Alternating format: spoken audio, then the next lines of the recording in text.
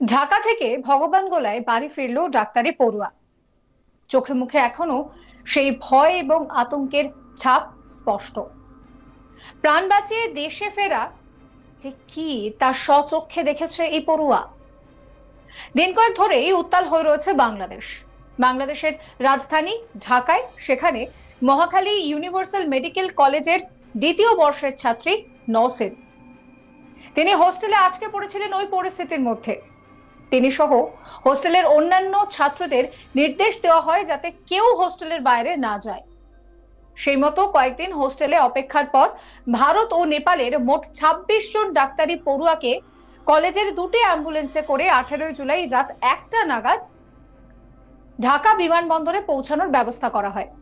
ঢাকা বিমানবন্দরে প্রায় ২৬ ঘন্টা অপেক্ষা করার পর মেলে কলকাতাগামী বিমান। তার মধ্যেই নওসিন আহমেদ যোগাযোগ করেন ভারতীয় দূতাবাসের সঙ্গে। দূতাবাসের তরফ থেকেও সহযোগিতা করা হয়। যে কোনো আপৎকালীন পরিস্থিতিতে দূতাবাসের সঙ্গে যোগাযোগ করতেও বলা হয় তাকে। এরপর ২০ জুলাই কলকাতা বিমানবন্দরে পৌঁছে বিপদ থেকে রক্ষা পেলেও আতঙ্ক যেন তার এখনো কিছুতেই পিছু ছাড়ছে না। ছাত্রী নওসিন তিনি বলছেন যে বেঁচে ফিরতে পারলেও চারিদিকে যেভাবে বোমা গুলি চলছে সেই দৃশ্য যেন চোখের সামনে ভাসছে। সুস্থ থাকলেও মনের মধ্যে থেকে ভয় যেন দূর হচ্ছেই না।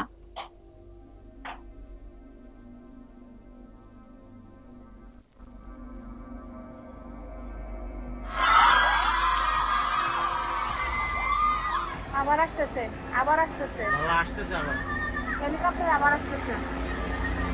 হেলিকপ্টার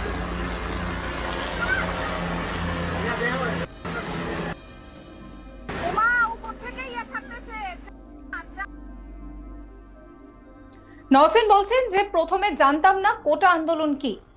আমাদের একটা ঘরে আটকে দেওয়া হয়, বাইরে দেখলাম খুব খারাপ অবস্থা, ইন্টারনেট পরিষেবা বন্ধ। আমাদেরকে অ্যাম্বুলেন্সে করে নিয়ে আসা হয়। ২৬ ঘন্টা এয়ারপোর্টে বসেছিলাম। দূতাবাস সমস্ত রকমের সাহায্য করেছে। কি বলছেন তিনি শোনাবো আপনাদের। প্রথমে তো আমরা জানতাম না যে কোটা আন্দোলন কি জিনিসটা কি। তারপরে জানতে পারলাম যে বাইরে আন্দোলন চলছে, যেটা বাংলাদেশি স্টুডেন্টরা করছে।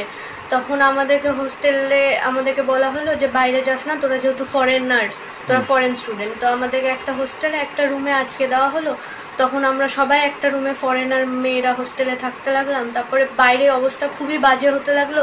চারিদিকে গুলির আওয়াজ, বোমের আওয়াজ, জানলা দিয়ে দেখি আগুন জ্বলছে, ধোঁয়া, চারিদিকে সবাই হেসে পিস্তল এসব নিয়ে ঘুরে বেড়াচ্ছে। তখন আমরা আরও আতঙ্কিত হয়ে গেলাম। বাড়িতে তখনও একটু একটু যোগাযোগ হচ্ছিল, তখনও নেটওয়ার্ক যায়নি, নেট ব্যবস্থা ছিল। তখন পাপাকে ফোন করে বলতাম যে হ্যাঁ ঠিক আছি, ভালো আছি, কিন্তু আমাদের গলা শুনে পাপারা বুঝতে পারতো যে না, আমরা ভালো নাই। তারপরে ইন্টারনেট ব্যবস্থাও বন্ধ হয়ে গেল। তখন আমাদের যোগাযোগ করার কোনো উপায় ছিল না। তখন আমরা কলেজের অ্যাম্বুলেন্সের দ্বারা রাত 12টায় কলেজ কর্তৃপক্ষ বললো তোমরা নিজের দেশে যদি যেতে চাও ফিরে যেতে পারো। তখন আমরা রাত 12টায় কিছু স্টুডেন্ট কলেজের, আরও নেপালি ইন্ডিয়ান স্টুডেন্ট, তারা সবাই মিলে আমরা কলেজের গাড়িতে অ্যাম্বুলেন্সে করে এয়ারপোর্ট আসি। যেহেতু সুস্থ মানুষ তো কখনো অ্যাম্বুলেন্সে আসবে না, বাইরের অবস্থা এতই আতঙ্কিত ভয়াবহ যে আমাদেরকে অ্যাম্বুলেন্সে করে রেখে আসা হলো। তারপরে এয়ারপোর্টে এসে আমাদের টিকিট কনফার্ম হচ্ছিল না, কারণ টিকিট অ্যাভেলেবেল ছিল না। যখন আমরা টিকিট পেলাম তখনও প্রায় রাত 2টো বাজে। তখন বাড়িতে একবার ইন্টারন্যাশনাল নাম্বার থেকে ফোন করে পাপাকে বললাম যে তোমরা এয়ারপোর্টে এসো, আমরা টিকিট পেয়েছি। সে টিকিট হচ্ছে পরের দিন সন্ধ্যা 7টার। সেখানেও আবার সন্ধ্যা বসেই আছি এয়ারপোর্টে, আমরা 26 ঘন্টা প্রায় ওয়েট করে আছি। তারপরে তখন আমাদের শোনা যায় যে প্লেন আরও ডিলে হবে, কারণ পাইলট আসতে পারছে না। তারপর বাইরে এত বাজে অবস্থা, ফ্লাইট অ্যাভেলেবেল নাই। তারপরে 26 ঘন্টা পর যখন আমাদের প্লেন এলো, তখন আমরা কলকাতা এয়ারপোর্টে ল্যান্ড করলাম। তখন আমরা স্বস্তির নিঃশ্বাস পেলাম যে হ্যাঁ, আমরা দেশে বেঁচে ফিরেছি। আমরা হোস্টেলে প্রায় 2-3 দিন মতো আটকে ছিলাম। হোস্টেলে বাইরে যেতে পারিনি, খাওয়া দাওয়া হোস্টেলের মধ্যেই, কলেজ অফ ছিল। হোস্টেলে জানলা থেকে দেখা যাচ্ছে বলতে আমরা ভয় তো জানলাটুকুটাও খুলছি না, কারণ শুনছি যে যে কোনো হোস্টেলে গিয়ে আন্দোলন শুরু হচ্ছে, বাইরে লোকজন দৌড়াচ্ছে। আমাদের কলেজেরও কিছু স্টুডেন্টরা আন্দোলনের সাথে যুক্ত আছে। তারপরে রাস্তার দিকে দেখছি সবাই হেসে নিয়ে বেড়াচ্ছে। তারপর চারিদিকে গুলির আওয়াজ। ওখানে একটা ফায়ার ব্রিগেডের অফিস আছে, সেখানে আগুন লাগিয়ে দেওয়া হয়েছে। তো ভয়ে আমরা সেভাবে জানলাও খুলতে পারছিলাম না। এখন আমরা তো কারোর সাথে যোগাযোগ করতে পারছি না, মোটামুটি সব ফরেনাররা আমরা চলে এসেছি, কিন্তু যে কজন বাংলাদেশি হোস্টেলে আছে এখনো আটকে, তাদের সাথে আমাদের কোনো যোগাযোগ নাই, কারণ আমাদের তো নেট বন্ধ করে দেওয়া হয়েছে। তারা কোনো ইনফরমেশন দিতে পারছে না, আদৌ তারা বেঁচে আছে ভালো আছে কোনো খবরই পাচ্ছি না। আতঙ্ক তো কেটেছে বলতে, বাড়ি যখন বাবা মার কাছে ফিরে এসেছি তখন তো সে আতঙ্কটা কেটেছেই, কিন্তু ওই যে দিনগুলো কাটিয়ে এসেছি বেঁচে ফিরবো কিনা সেটাও নিশ্চয়তা ছিল না। আমরা মরে গেলে আমাদের লাশটুকুটা আমাদের পরিবারের কাছে যাবে কিনা সেটারও কোনো ভরসা ছিল না। ওখানে আমরা ফরেনার, আমাদের ব্যাচে প্রায় 26 জন ফরেনার টোটাল আছি, আর ওই হোস্টেলে প্রায় 150-200 জন থাকি আমরা মেয়ে। অ্যাম্বুলেন্সে 2টো অ্যাম্বুলেন্স দিয়েছিল কলেজ থেকে, সেই 2টো অ্যাম্বুলেন্সে আমরা 26 জন মতো এসেছি।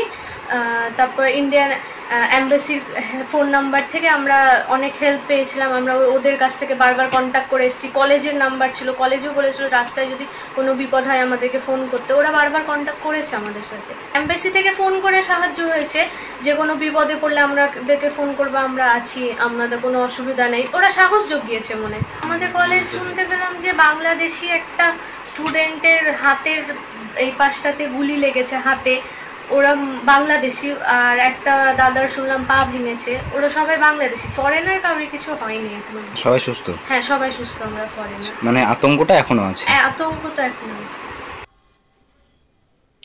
অন্যদিকে ওই ছাত্রের বাবা রুকন আহমেদ বলছেন যে আমাদের একমাত্র মেয়ে বাড়ি ফিরে এসেছে, মনে হচ্ছে যেন ঘরের চাঁদ ঘরে ফিরে পেলাম।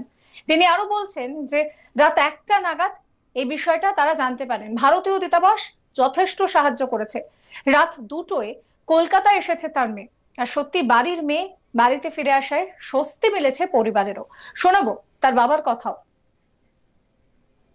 রাত 2টোর সময় আমাদেরকে 1টার সময় এয়ারপোর্টে পৌঁছে 2টোর সময় ফোন করলো যে আমরা টিকিট পেয়েছি।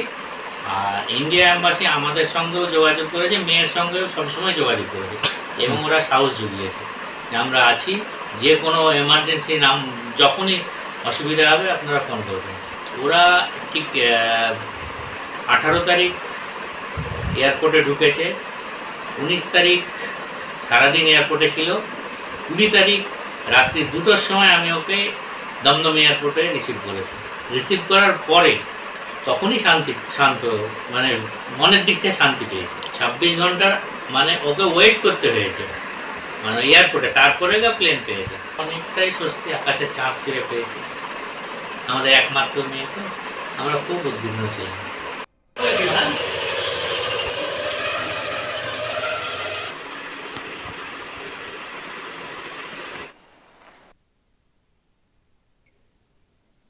আবার আসতেছে আসতেছে আবার।